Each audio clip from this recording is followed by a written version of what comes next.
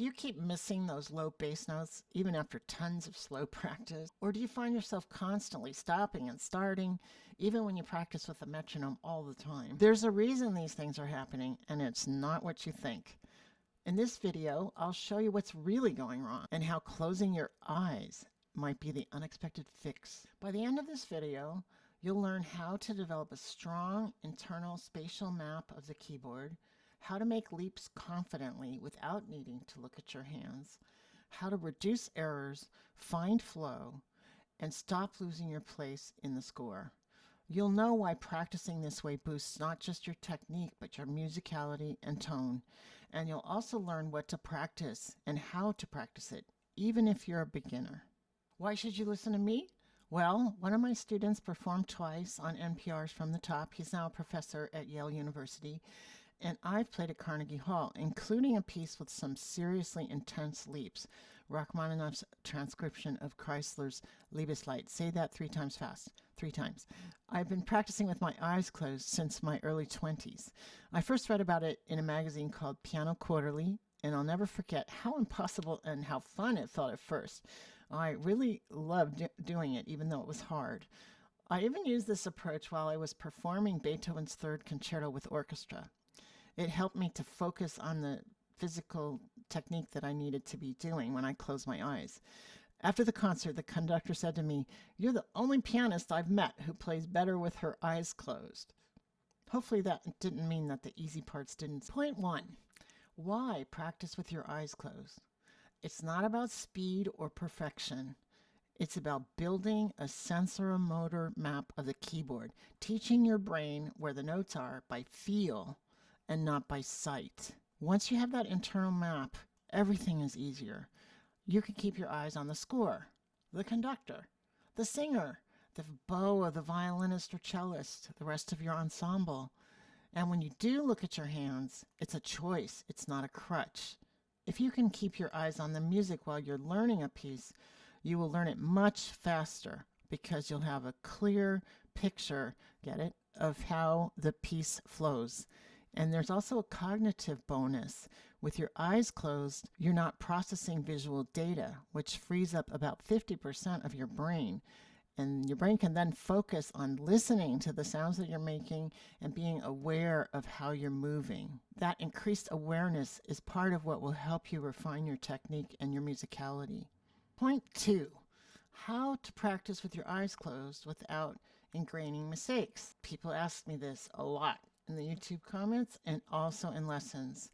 So the key is that you don't want to play a note until you're sure that it's correct.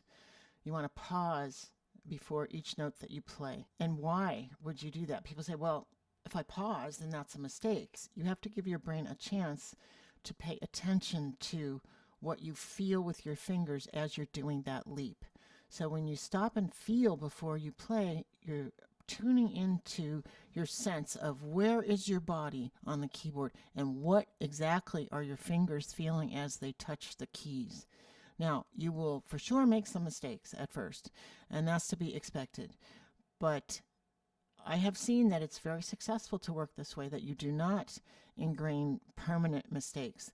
And this kind of practice is crucial. It's how you develop that clear internal map of the keyboard.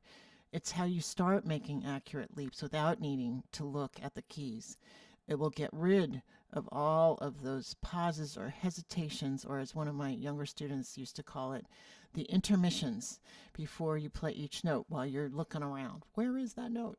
By the way, if you want tips on avoiding some of the most common practice mistakes that I see that slow down your progress, I do have a free guide that you can download called The Practice Trap, and it's linked below. Check it out. You're welcome to download the guide and then just unsubscribe if you don't want to be getting further emails from me. So what that would look like playing a key and pausing, or doing your leap and then pausing. Let's say I'm playing this Chopin piece.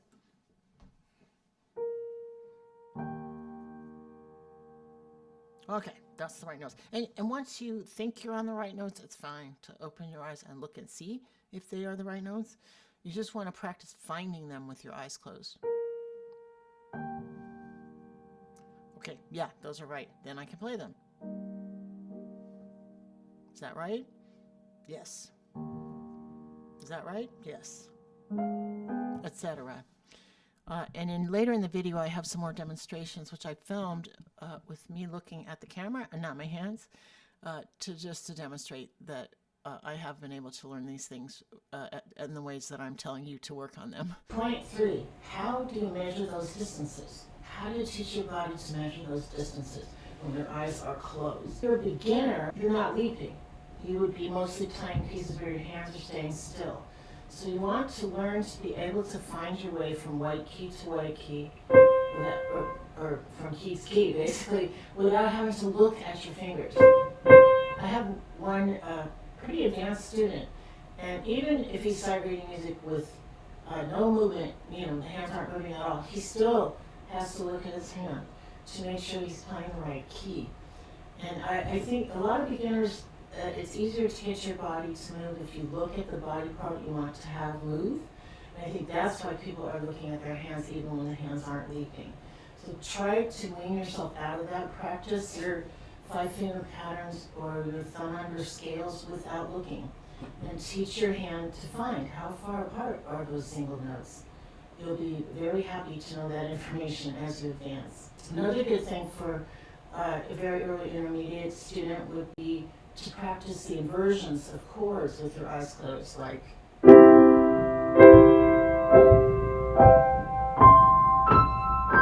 so that you get used to moving that way, because the notes stay the same.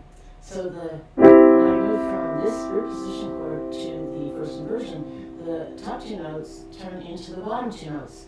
So you can think of moving your second finger where your 4th finger is, and your thumb where your 2nd finger is. And I used to call this, when I taught the kids, we would call this a trade. And they were always very happy to find the trades. And we would draw a little line between the 2 notes and write trade in the music. So I was teaching a member of my community piano with Rebecca B. We were doing a one-on-one session because he won one of our monthly challenges. We have a different one every month. And then the person that wins, it's a random drawing. They get a private lesson with me. So we were working on this piece. Beethoven, it's the Sonatina in F. He came in, his question was, how do I practice? What could be the most efficient way for me to practice? And he played this for me, kind of like this. And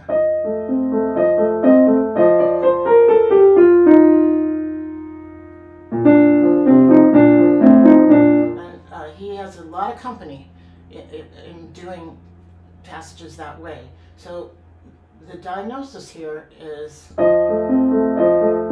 as soon as you play the note that the left hand is leaping from, you want to practice leaping to where it needs to go. That's the pausing I was talking about earlier in the video. So I'm going to do it with my eyes closed. Yep, that was right.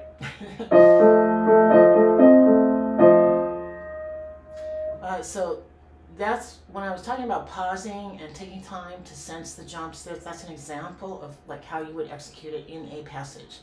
If you do not do that, if you do like when you're practicing, you probably will not ever train your hand to jump down there as soon as you play the first note. And I should have said earlier on, when you have leaps, you want to think of them as a pair. You have the note you're leaping from and the note that you're leaping to, and they go together. You want to be playing the first note with enough momentum into the key that it creates, that you're sort of irrevocably thrown to the note that you need to play next. And then the next skill, once you know how to do that jump and get to the note you need to play next, you have to learn how to get there and not play. So a lot of times people want to play as soon as they get there because they're used to they're used to waiting until the last minute to move their hand, and then of course they have to play as soon as they get there. I used to, when I was teaching kids, I would say, okay, if a bus is coming to pick you up at the corner of your street, you don't wait on your front porch, and then when you see the bus turning around the corner, you go sprinting down there to meet the bus. No, you go down to the corner and you wait for the bus there. So that's the idea. We're going to wait for the bus down here. So we're ready. We don't have to sprint to get to the key. But there's another thing about this passage that can make it even easier in terms of knowing where the leap is, which is while I'm playing this, where I'm going to, the top note that I'm going to have my thumb on is F, which is this exact same note that I just played with my whatever finger you're using there, a 4 or a 5. So this is a note where my thumb goes. That's another trade. And that will make that leap feel very secure, like you know exactly where it is. Make sure you can tell that you're on the right note before you play it. Well, how do you tell? If I take the music book and I put it like that, and you look here, you can't tell.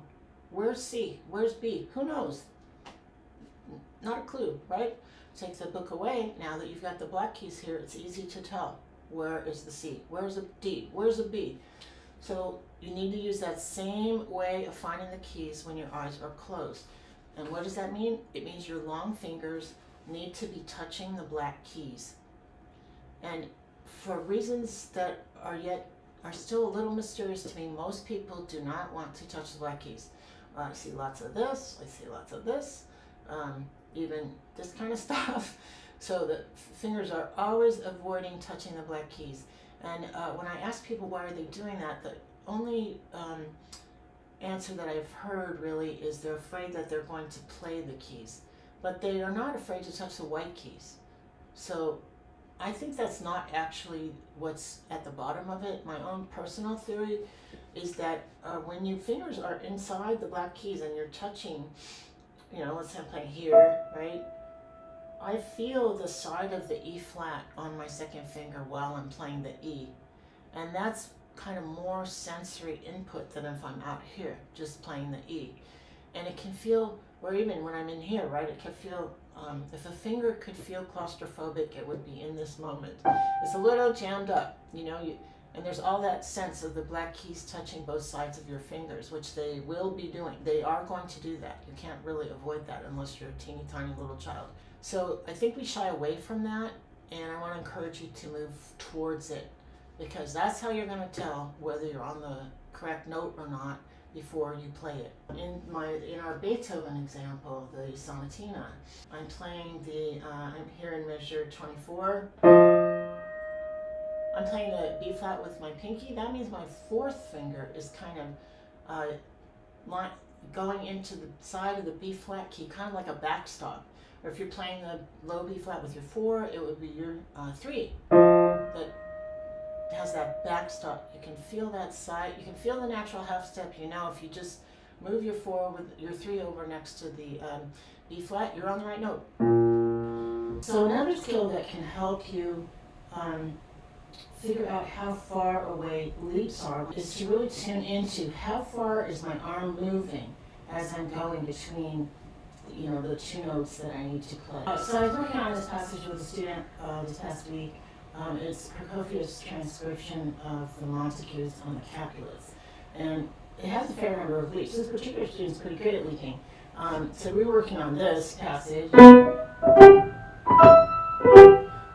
I asked him, how is it that you are able to know where you're going? Because I wanted to see what he would say.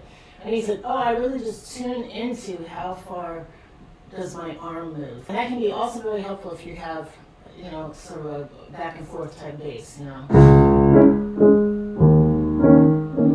just tuning into how much is your upper arm moving, the arm bone here in the shoulder socket, how much is that turning?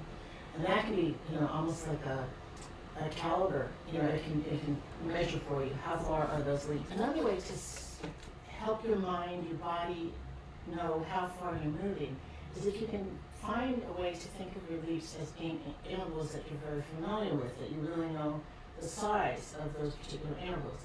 So another great example from last week's lessons came from Jimbo's Lullaby, and this is in measure 19. And I refingered it from what it says in the music, precisely for this reason. So my first 2 notes, those notes are a 5th part. And now I leap down a 5th, and I put my thumb here. And then you can play the B flat with a 5 or a 4 fifth, and now we're leaping a fifth. Then I'll play this piece.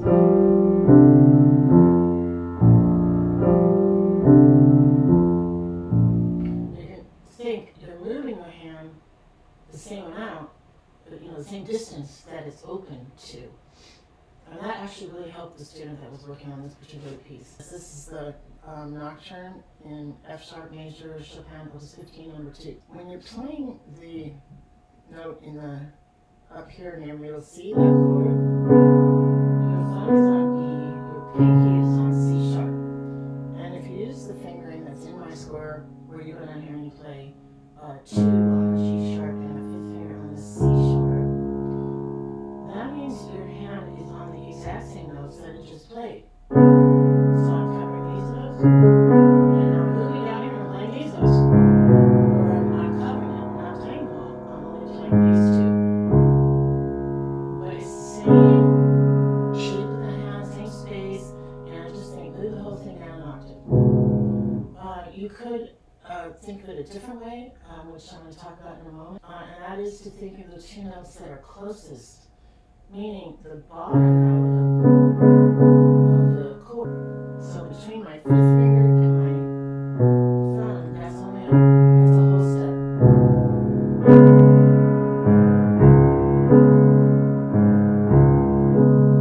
And that can help your brain kind of know exactly what that distance is.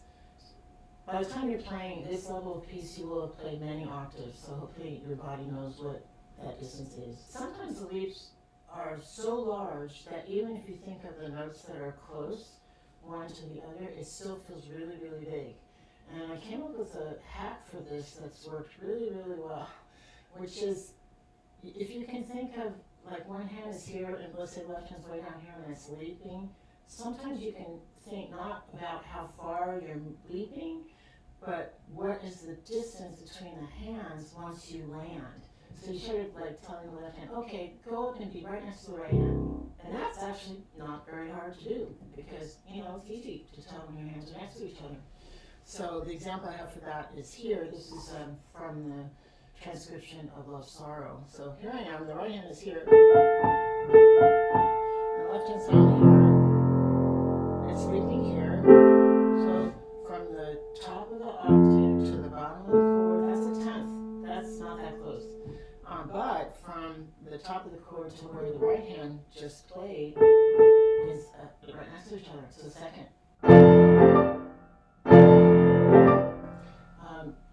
And that can work great.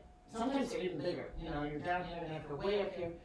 Keep that one in your back pocket. My next example is from Mozart. It's the Sonata K332. And there's several passages in there with big leaps for the left hand. So I am in measure, those numbers are very small, measure 60. So I'm here, and now I have to get up to here. And this is a nice hack that sometimes works. You can pretend that it's as if you're playing like you're just crossing over your thumb, as if it was just a regular arpeggio type thing, like kind of like that. It just happens that you play two fingers when you start, but then the crossing over is easy. It's a skill that you already would have if you're playing this piece, hopefully. So that's the getting up, and then the getting back down to the downbeat of the next measure. Show of hands. How do we do it? Closest note. Right between here and here. Just down one key. Crossover. Now the next one's a bigger leap. It's going to be flat, I believe. Yes, it is. So here we are. So I have my thumb on the C. Well, where are my other fingers? My fifth finger's on D. I can feel where the E flat is with my fourth finger. Now I'm kind of visualizing the black and white keys and thinking, where's B flat? So I know where the two black keys are. I'm touching here. And then where's B flat? Just kind of imagine as if I were looking at the keys, which I've done, for countless hours, right? Where I would go to there. So that's combining several ways of managing what the distance is, of keeping it in your mind what the distance is. But that will make all those leaps feel much more connected. thinking that way instead of like, okay, I'm way here and now I'm gonna go way down there somewhere. I'm not sure where, I just know it's far away. You want to come up with different ways to think about it to help your body move better. So this type of deep analysis of how things work and like getting so specific and pulling things apart, unfortunately, or fortunately, I don't know, this is how my mind works at the piano. It's unfortunate in that it creates a lot of video editing and makes really long videos, but I think it is helpful because if you have a problem, you need a very specific solution for it. And I do dive into one topic a month inside my community, Piano with Rebecca B. I do a monthly talk, a long talk, about an hour on a subject every month. So if that's something you're interested in, I have the link in the description, you can check it out. So I've been working with one student, another student who's had a long time struggle around leaping, and we've been working on this piece, the Mazurka in G minor, Opus 67, number 2. And she's gotten much better at leaping. It's pretty great. And she was, she's been working with the eyes closed, and she's doing really well. And then sometimes she misses this G. And we were exploring that at her lesson. And what she does is she kind of has her fingers up in the air like this. So now there's no guiding, no guiding map. I used to call it, the black keys are like the braille of the piano that gives you information, little bumps that give you information. You want to touch them. Another student I have does something like, I don't remember the piece, but it's something like this. And she goes down here like this. So again, she's not touching the black keys because she's letting her wrist fall. So those are things to watch out for. You may have, a lot of people have those habits of how they're at the piano, kind of like this, or down here like that. You'll have to change that habit to be able to start touching the black keys. But if you change that habit, if you're not going like this all the time, your hand will be less tense and you will be able to play faster and with more ease. And if you're not going like this all the time, you're going to be able to move better because you're a long way from your next note if you're way down here. So this is another example of how playing with your eyes closed can help you have a better technique. Now, the other way it can help you have a better technique is it's much easier to tune into, what are you feeling inside your body? Do you feel tension? Do you feel ease? Where is your wrist? Just to develop that inner body sense awareness is way more easy if your eyes are closed. And that's one of the more powerful reasons, I think, for practicing this way. The final thing that I've found very helpful with the eyes closed practice is it's easier to hear the sound. You're using less of your brain to process visual input, so you have more of your brain available to really listen. And I actually love doing that, really playing, and just, kind of blissing out on the vibrations. I actually, when I put the key down, not everybody does, but when I put it down, I can feel the key vibrating under my finger. If I put the key down with a nice, gentle, calm, in a calm way, then when I get to the bottom, I feel that the bottom is soft and the key is vibrating. And that, it's vibrating because the sound waves are making a vibration and I feel them through the key. And that can help you get your sound to be less like kind of like a harsh pushing kind of sound. You don't want that kind of sound, but